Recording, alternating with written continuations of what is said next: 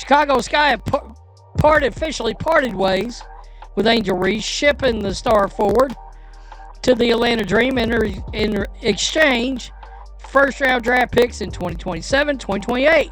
I don't think Angel Reese is a top 10 player in the WNBA. I don't think she's worth the distraction that comes with having to answer questions about what she has to say. Chicago Sky players are thrilled that Angel Reese is gone, making it pretty obvious she was viewed as a locker room cancer. Angel Reese is spiraling after being exposed by experts, while Caitlin Clark shocks the WNBA, and the reason is simple. The numbers are now public and they don't support the hype.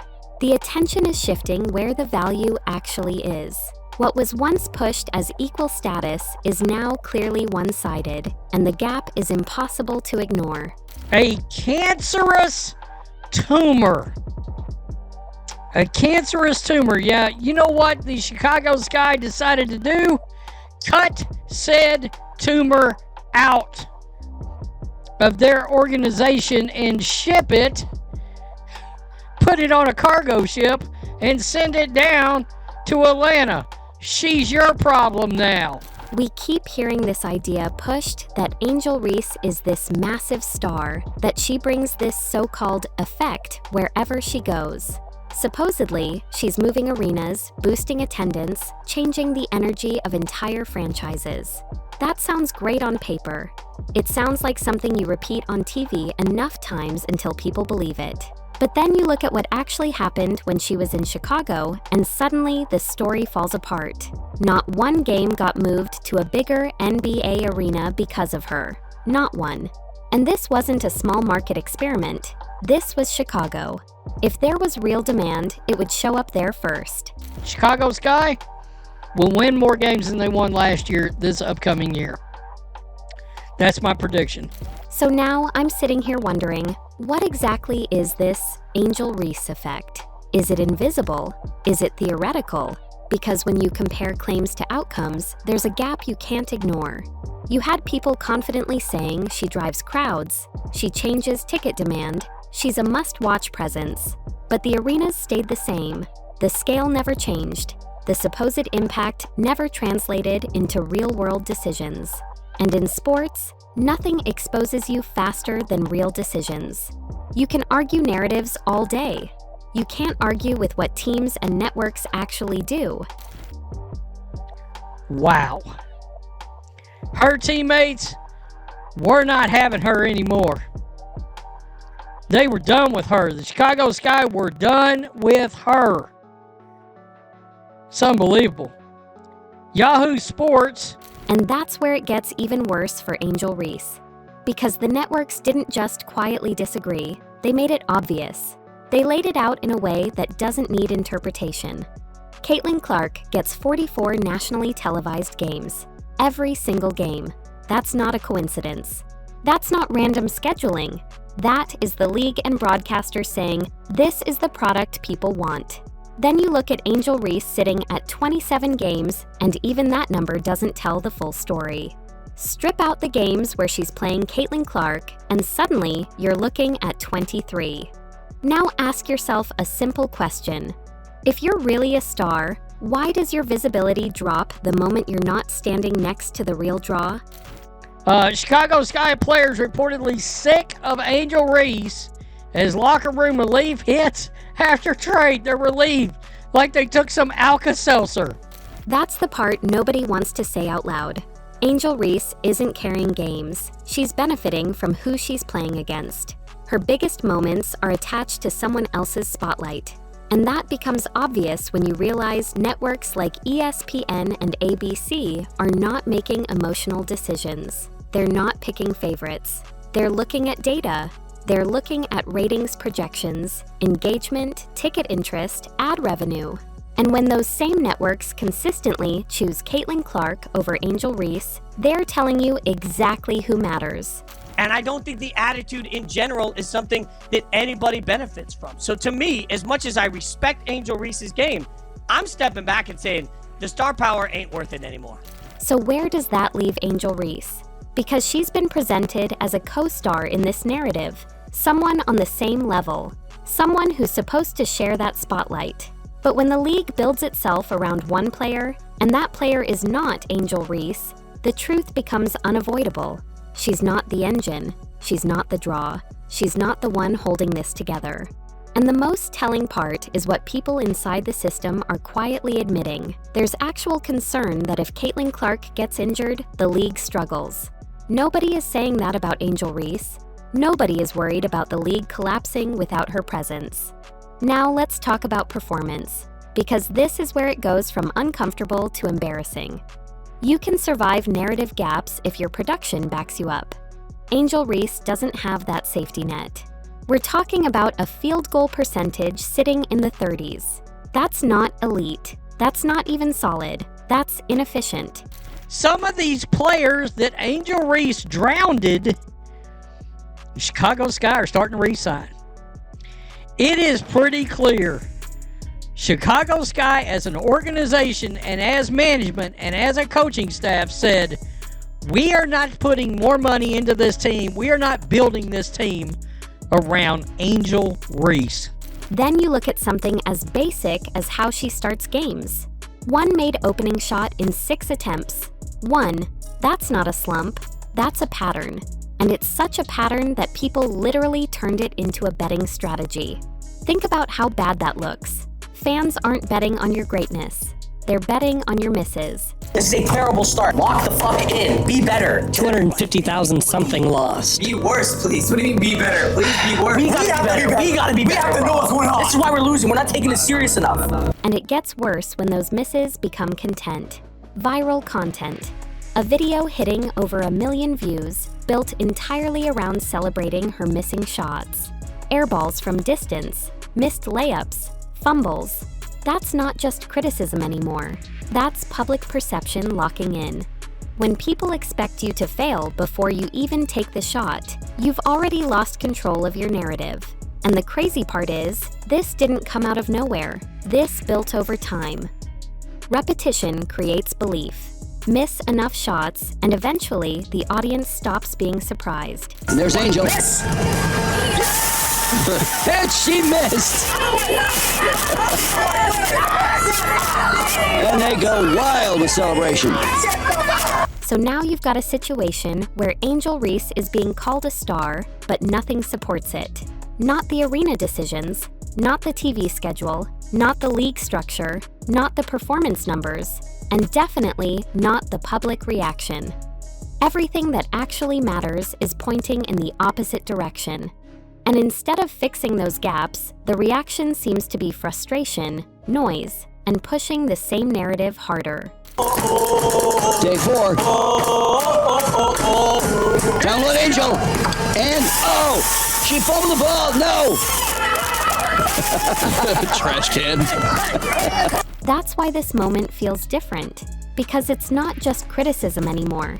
It's exposure, the kind you can't spin, the kind that comes from data, decisions, and results lining up all at once. And when that happens, you don't need anyone to explain what's going on. You can see it. And now it gets even worse for Angel Reese, because everything we just talked about was outside perception. This next part is what happens inside your own team. And when your own locker room starts reacting to you a certain way, there is no hiding from that. Reports coming out of Chicago made it very clear. Teammates were done. Not annoyed, not frustrated, done. Words like relief started showing up after she left. Think about that for a second. A professional team feels better when a so-called star is gone. How does that even happen? Which 10 players in the WNBA would you want to choose to build a franchise around? I can't choose Angel Reese. Even if I do think that her, caliber of player and her skill set might fit that, she's just too much of a distraction off the court. I keep asking the same question. If Angel Reese is such a valuable player, why does her exit make things easier for everyone else? Why are teammates described as being sick of her? Why is there talk about tension, about throwing teammates under the bus, about constant issues inside the locker room? That is not normal for a franchise player. A real centerpiece stabilizes a team. They don't divide it. They don't create an environment where people are counting the days until they're gone. And when multiple people inside the organization feel the same way, that's not a misunderstanding. That's a pattern. On Angel Reese and how the Chicago Sky felt about her, and my goodness. And it doesn't stop there, because once she was gone, the entire direction of the team changed almost immediately. Chicago didn't hesitate. They didn't sit back and think about it. They moved fast. They went out and brought in real talent. Skylar Diggins-Smith signs on. Rickea Jackson joins the roster. Courtney Vandersloot comes back. Depth players start filling in. Suddenly, the team looks structured. It looks balanced. It looks like something that can actually compete. And this all happens right after Angel Reese is no longer there. They were done with her. The Chicago Sky were done with her. It's unbelievable. Yahoo Sports, Chicago Sky have officially parted ways. So I have to ask again, what changed? Because the timing is too clean to ignore. One player leaves, and suddenly the roster improves. One player leaves, and suddenly players are willing to join. One player leaves, and suddenly there's optimism around the team. That's not random. That's cause and effect. And you can try to spin it however you want, but the sequence is right there. Removal first, improvement second. That she says too many, she puts her foot in her mouth way too many times, and that if you are a young and rebuilding team like the Chicago Sky is, you just can't deal with those kinds of off-the-court distractions coming at the hands of your star player. Then you start hearing the expectations shift. People talking about Chicago doubling their win total, talking about a possible playoff push. That didn't exist before. Nobody was sitting there saying, this team is about to break out, while Angel Reese was still the focal point. The tone completely flipped, and that tells you everything about how she was viewed internally. If your departure unlocks progress, you were part of the problem. That's just how it works. I told you that AR disease ran deep. Nobody wanted to play with that. That is wild. And here's where it gets even more uncomfortable. There's a real suggestion that players didn't even want to join Chicago while she was on the roster. Think about how damaging that is. You're not just underperforming, you're blocking the team from improving. Free agents look at the situation and say, I'm not going there. That's not a skill issue anymore. That's a reputation issue. That's something front offices cannot tolerate. Because building a team becomes impossible if one player is pushing others away. It gets old, it's so tiring, and everyone in that front office is probably walking on eggshells, just terrified for the next thing that Angel Reese is going to say in a press conference. And of course, now combine that with everything we already covered. Low efficiency, missed shots turning into viral jokes, limited TV demand unless Caitlin Clark is involved. And now you add locker room issues and roster limitations on top of that. At what point do you stop calling this a star and start calling it what it actually is? Because the gap between perception and reality is not small anymore. It's massive. And this is why the whole contract conversation starts to look ridiculous. Angel Reese pushing for top-tier money, for that $1 million level respect, while all of this is happening in the background. I'm trying to understand the logic. Where is the leverage coming from? It's not performance. It's not demand. It's not team success. It's not even internal support. So what exactly is she negotiating with? Because when you look at Caitlin Clark on the other side, the difference is brutal. No Angel Reese in that game, coming off of a suspension, coming off of a technical foul suspension. Clark is driving the league. Every game on national TV, every major decision revolving around her presence. The league is literally risking overexposure just to maximize what she brings. That's how valuable she is. And it's not based on hype. It's based on measurable results. Viewership, demand, attention, everything lines up. That's why the system is built around her. That's why the networks prioritize her. That's why the league depends on her. Angel Reese doesn't have any of that. And that's the part that's hitting hardest right now. Because when experts start pointing this out, when analysts start breaking it down, when decisions start reflecting it, there's nowhere to hide.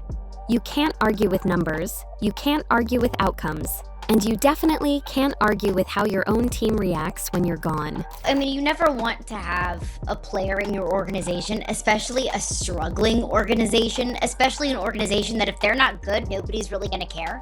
You don't want the number one storyline to always be about what your star player is saying in the media. So when you hear that Angel Reese is frustrated, when you hear that she's pushing back, when you hear that she's reacting emotionally to criticism, it makes sense. Because everything is collapsing at once.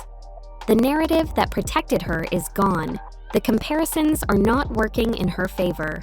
The league has chosen its centerpiece, and it's not her. And the more she tries to fight that reality without fixing the actual problems, the worse it looks. At the end of the day, this isn't complicated. One player is producing value at every level. The other is surrounded by excuses, issues, and contradictions. And when that gap becomes this obvious, the conversation changes. It stops being about potential. It stops being about hype. It becomes about results. And right now, the results are not on Angel Reese's side.